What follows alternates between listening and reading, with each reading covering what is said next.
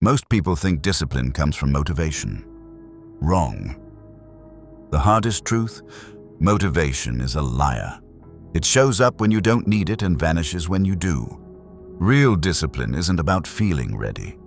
It's about 5 specific systems that bypass your brain's resistance entirely, turning action into autopilot. If you've ever started strong and collapsed within days, these timeless strategies will rebuild you from the ground up. Chapter 1. The 5-second rule. Your brain's override switch. You know the feeling. The alarm goes off. You tell yourself, I'll get up in 5 minutes. Those 5 minutes become 20. Then you're scrambling, already behind, hating yourself before the day even starts. That's not laziness. That's your prefrontal cortex, the part of your brain designed to protect you from discomfort, doing its job too well. It floods you with excuses the instant you think about doing something hard. I'm too tired. I'll start tomorrow. This won't work anyway. Here's the counter move, the 5-second rule. When you feel the impulse to act on a goal, you count backwards. 5, 4, 3, 2, 1, and then you move. Not think, not plan. Move. Why does this work? Because that countdown interrupts the rationalization process. You're hijacking your own nervous system, forcing action before doubt creeps in. Mel Robbins popularized this, but its roots go back to behavioral psychology. It's a starting ritual that short-circuits hesitation. The countdown isn't magic. It's a mental circuit breaker. You're disengaging the overthinking machine and engaging the doing machine. Examples. Need to exercise? 5, 4, 3, 2, 1. Lace up your shoes. Dreading a tough conversation? 5, 4, 3, 2, 1. Pick up the phone. Avoiding that project?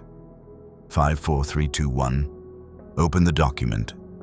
This isn't about perfection. It's about initiation. Every time you override hesitation, you're making a deposit into your willpower account. Small deposits compound into unstoppable momentum. But here's the thing. Starting is just the first battle. How do you stay locked in when the world is engineered to pull you off course? Chapter 2. Master your environment. Build a fortress of focus. You've learned to start. Now let's talk about the invisible saboteur, your environment. Your brain doesn't operate in a vacuum. It responds to cues. A messy desk triggers scattered thinking. An unlocked phone within arm's reach is a distraction time bomb. Open browser tabs are invitations to procrastinate. Your surroundings are either supporting your discipline or silently destroying it.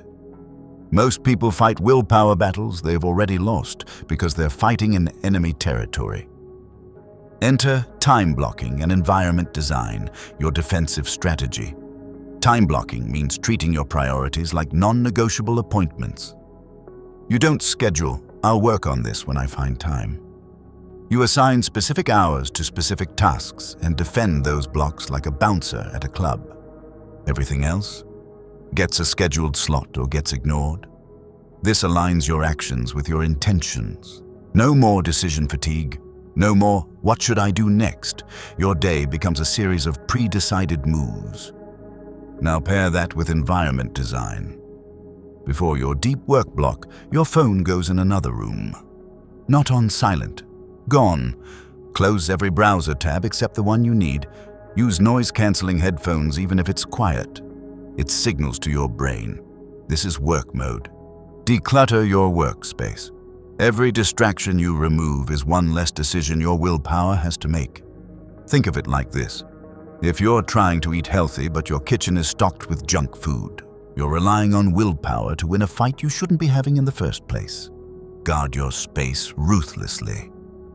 The compound effect? Once you start with the 5-second rule, you now have the protected space to continue. Your focus isn't constantly under siege. You're not white-knuckling through distractions. You're operating in a system designed for flow, but even a perfectly structured day crumbles if you don't trust yourself to follow through. That's the hidden wound most people ignore. Chapter 3. Keep self-promises, the foundation of unshakable confidence. Here's what nobody talks about. Every time you tell yourself you'll do something and then don't, you're making a withdrawal from your self-trust account. I'll wake up at 6. You don't. I'll stick to the plan today.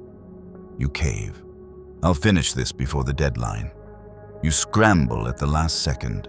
Each broken promise is a tiny betrayal. Over time, those betrayals compound into a deficit. You stop believing your own commitments. That's when self-doubt becomes your default setting. The flip side, keeping promises to yourself might be the most transformative habit of all 5. When you say you'll do something and then do it, even if it's small, you're making a deposit. You're proving to yourself that your word means something. That you're capable. That you're someone who follows through. This is how confidence is built. Not through affirmations or positive thinking, but through evidence. Start with ridiculously small promises. I'll make my bed. I'll drink water before coffee. I'll write 1 sentence. The size doesn't matter. The keeping does. Now add this, the win tracking journal. At the end of each day, write down your wins, not just the big ones, everything. I used the 5-second rule to start my workout. I stuck to my time block. I said no to a distraction. This counters the human tendency to forget progress and fixate on failures. Seeing your wins on paper creates a feedback loop. Your brain starts to recognize, I am making progress, I am capable, I can trust myself. This isn't vanity. It's correcting your brain's negativity bias. You're building a record of integrity. Proof that when you say you'll do something, you do it. That's internal strength no one can take from you. But even self-trust isn't enough if the work itself feels impossible. That's where the next principle changes everything. Chapter 4. Small, consistent actions, the compounding machine. Here's the lie society tells you. Discipline requires superhuman willpower. You need to force yourself through massive, heroic efforts. You need to hustle and grind until you collapse. That's a recipe for burnout, not discipline. Real discipline isn't built through intensity. It's built through consistency. Specifically, small, almost trivial actions repeated daily. This is the slight edge principle. Small disciplines, repeated consistently, compound into massive results. Small neglects, repeated consistently, compound into disaster. The price of discipline weighs ounces. The price of regret weighs tons. Example, read 10 pages a day, that's 5 minutes. Feels insignificant, right? But over a year, that's over 3,000 pages. Dozens of books. Imagine the knowledge growth, the mindset shift, the competitive advantage. Or take 15 minutes daily to organize your space. Within weeks, chaos becomes order. Within months, you've built an environment that supports focus instead of draining it. These micro-habits work because they bypass resistance. Your brain doesn't fight trivial tasks. There's no internal negotiation. You just do it because it's easier to do it than to debate it. This is how you train your willpower muscle without exhausting it. You're conditioning your brain to take action, building the habit of following through. Over time, larger tasks feel less daunting because your default setting has shifted from avoid to engage. The math is simple, but brutal. If you improve 1% daily for a year, you're 37 times better by year's end. If you decline 1% daily, you approach 0. The trajectory is determined by what you do today. This hour, this moment. Consistency isn't glamorous, it's not Instagram-worthy, but it's unstoppable. Still, even with all these systems, there's one final piece that determines whether you sustain this or collapse when life gets hard.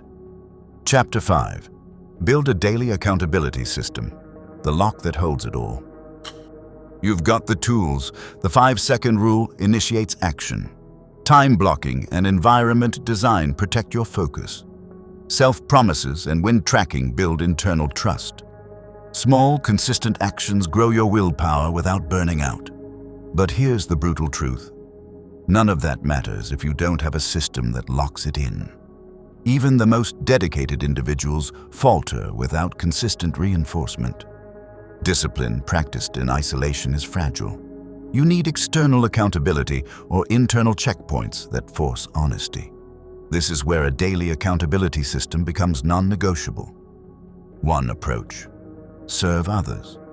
When your discipline impacts more than just yourself, when people depend on you, when your actions ripple outward, the stakes change. You're not just letting yourself down anymore. Another approach: the daily review. Every evening, answer 3 questions. What did I commit to today? What did I actually do? What needs to adjust tomorrow? This simple checkpoint counters forgetfulness, catches drift before it becomes collapse, and reinforces your identity as someone who follows through.